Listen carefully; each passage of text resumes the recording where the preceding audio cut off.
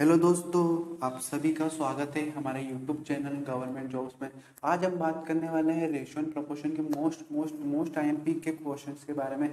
Most five IMP question जो कि आपको एग्जाम में दिखाई देते ही देते हैं, या अधिकतर एग्जाम में आपको ऐसे के सेम क्वेश्चन ये दिखाई देते ही देते हैं रेशियो एंड प्रोपोर्शन के। ये अधिकतर 10+ 12+ एग्जाम में आपके जो एग्जाम्स होती है, जैसे air force, stenographer, junior assistant, etc से जो भी एग्जाम होती है इंटरमीडिएट लेवल की, उसमें आपको क्वेश्चन दिखाई देते हैं। तो चलिए शुरू करते हैं। सबसे पहले अगर हम पहला क्वेश्चन देखें तो यदि A/B 3:2 है तो तथा B/C जो 3:4 के बराबर है तो AC क्या होगा। इन क्वेश्चन को सॉल्व करने के लिए सबसे पहले आपको, मैं इसकी सबसे पहले साइज छोटी कर लेता हूँ जैसे कि हो चुकी है। तो जैसे कि आप देख सकते हैं A/B, तो पहले सबसे पहले हम लिखेंगे A/B, C जो लिखा 3 इसमें दिए हुए हैं, तो A/B की वैल्यू क्या दी गई है 3:2। उसके बाद अगर हम देखें B/C, तो B/C को हम नीचे लिखेंगे जिसकी वैल्यू दी गई है 3:4। सबसे पहले हमें इस क्वेश्चन को सॉल्व करने के लिए हमें जो इसकी आसपास की जो गैप्स है सी की और बी ए की, तो हमें सबसे भरना होगा। इसे भरने के लिए हमें जो डिजिट बी में लिखी गई है वो हमें सी में ही लिखनी होगी, सेम आगे। और जो हमें यहाँ दी गई है, मतलब हमें पूरा गैप फुल करनी है। जैसे कि आप देख सकते हैं ये डिजिट जो बी की थी हमने आगे लिखी, और जो हमने बी की डिजिट पीछे थी वो पीछे लिखी। इसके बाद अगर हम इसको देखें तो हम इसका सबसे पहले इसका मल्टीप्लाई करेंगे तो 3:3 कितना होता है 9। 3 × 3 9, 3 × 2 = 6, 4 × 2 8। जैसा कि आप देख सकते हैं हमसे पूछा गया है कि A/C क्या होगा, तो A/C क्या निकल के आ रहा है, A क्या है, A आया है 9 और C आया है 8। तो इसका जो पेयर निकल के आता है 9:8। इसका आंसर हो जाता है 9:8। जैसे कि आप देख सकते हैं ये रहा 9:8। तो चलिए बढ़ते हैं हम सेकंड क्वेश्चन की तरफ। जैसे कि आप देख सकते हैं यदि 2A = 3B = 4C हो तो ABC क्या होगा। हमें इस क्वेश्चन को सॉल्व करने के लिए सबसे पहले इसे रेशो में कन्वर्ट करना होता है। रेशो में कन्वर्ट कैसे होता है, हमेशा जब भी ऐसा इजिकल टू में क्वेश्चन आता है तो हमें जो भी डिजिट है उसको 1 के रेशो में लिख देना होगा। जैसे हमें डिजिट जो है तो 1/2, जैसे हम देख सकते हैं 1/3 और 1/4। हमने इसको लिख दिया है रेशो के अपॉन में। अब हमें इसे इनके जो तीनों नीचे हैं इन तीनों को हमें एलसीएम लेना होगा। हमें एलसीएम कैसे लेते हैं आप सभी को जैसे पता है, 2:3:4 का एलसीएम क्या होगा। 2 से अगर हम करते 2 1 जा 2 3, 2 2 जा 4, 2 से 2 1 जा 2, 2 3 जा 3, 2 1 जा 2, 3 1 जा 3, 3 1 जा 3 से पता है आप सभी को बन आ जाएगा। अब क्या निकल के आता है इसका एलसीएम 3 मल्टीप्लाई करेंगे 2 में तो 6, 6 2 12। आप सभी को इतना तो समझ आ गया होगा कि इसका एलसीएम जो आया है वो 12 आया है। तो हमें इसका सॉल्व करने के लिए हमें इसे सॉल्व करने के लिए सबसे पहले जो भी एलसीएम निकल के आया उसका 12 में मल्टीप्लाई कर देंगे इंटू 12। अब आप सभी को पता है 2 1 जा 2 होता है, 2 6 जा 12, 3 1 जा 3, 3 4 जा 12, 4 1 जा 4, 4 3 जा 12। जैसे आप देख सकते हैं इसका रेशो क्या निकल के आया 6:4:3। आई होप कि आपको इसका आंसर समझ आ गया होगा। 3:6:4:3 इसका आंसर आ चुका है। तो चलिए बढ़ते हैं नेक्स्ट क्वेश्चन की तरफ। और ये क्वेश्चन बहुत ही मोस्ट टाइम पे क्वेश्चन है जो कि अधिकतर एग्जाम आपको दिखाई देता ही देता है। तो चलिए शुरू करते हैं। इस क्वेश्चन को हम देखते हैं सबसे पहले।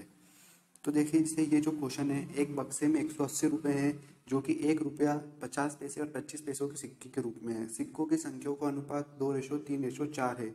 तो 50 पैसों के सिक्कों की संख्या क्या याद करें। हमें ना 50 पैसों की सिक्कों की संख्या याद करें। इस क्वेश्चन को सॉल्व करने के लिए आप देख सकते हैं कि हमें कुछ पैसे में दिया हुआ है और कुछ रुपए में। तो सबसे पहले हमें पैसों को, जो रुपए में दिया हुआ है उसको भी हमको पैसों में कन्वर्ट करना आना चाहिए। तो शायद आप सभी को पता है 1 रुपये में कितने पैसे होते हैं, 100 पैसे 1 रुपये में होते हैं। तो हमने लिखा 100 पैसे। उसके बाद अगर हम देखें 100 पैसे का इसमें कितने दिया है, 100 पैसे, 50 पैसे और 25 पैसे।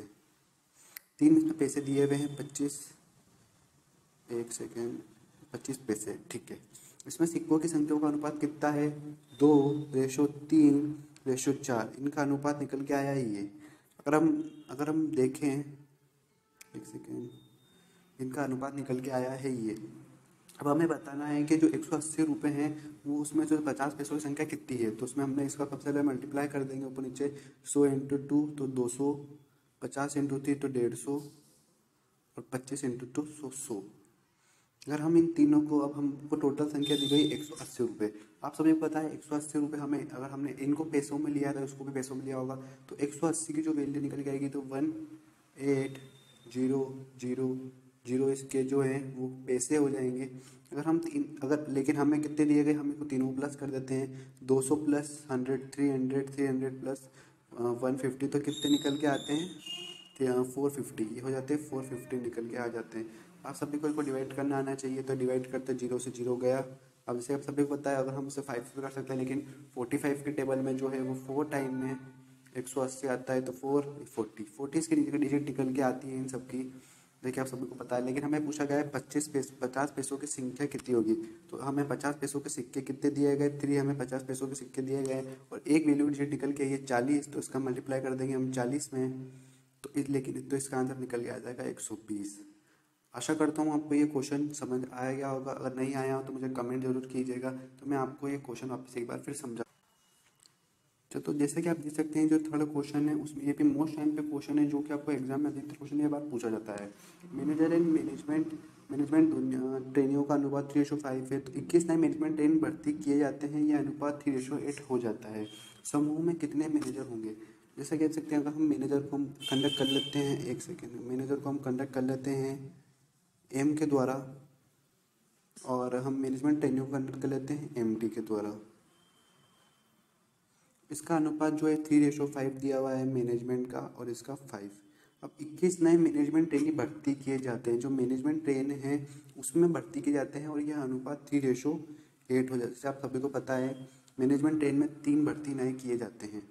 3 भर्ती किस में किए गए हैं, इसका अगर हम देखें कि 21 नए मैनेजमेंट ट्रेन भर्ती किए जाते हैं। जो मैनेजमेंट ट्रेन है इसमें 21 भर्ती किए जाते हैं। जैसे कि हम देख सकते हैं इसमें 21 भर्ती किए गए, लेकिन हमने जैसा देखा 5:8 का अनुपात है, तो इसमें हमें 3 भर्ती किए गए हैं। हमें बोला गया है ये 21 भर्ती किए गए, यानी ये इससे कितने गुना ज़्यादा है, इसको इसे डिवाइड कर दीजिए, तो 3 के टेबल में 21 कितनी बार आता है, तो 7 बार में आता है, तो 7 गुना इसमें भर्ती किए गए हैं। हमसे फिर पूछा गया है कि समूह में कितने मैनेजर होंगे। जैसे हमें MT पता चल गई थी, यानी मैनेजमेंट ट्रेन पता चल गई थी, ये 7 गुना ज़्यादा है। तो वैसे ही अगर हम देखें, जो पुराने हमारे मैनेजर थे, पहले 3 थे, ये भी 3, बात तो एक ही है।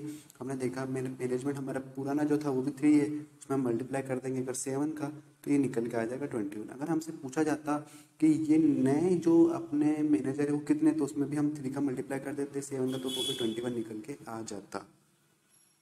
जैसा कि आप सभी को आशा करता हूँ आपको ये क्वेश्चन भी समझ आ गया होगा। चलिए बढ़ते हैं लास्ट क्वेश्चन की तरफ।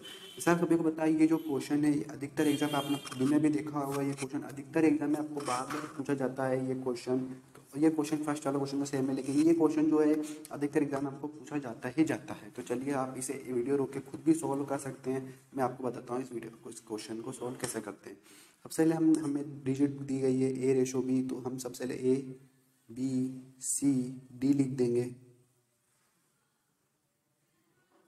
सॉरी ये A है ना, ABCD। हमें डिजिट क्या दी गई है 4:5। AB की दी गई है, BC की वैल्यू हमें दी गई है 20, 11, और CD की हमें वैल्यू दी गई है 6:7।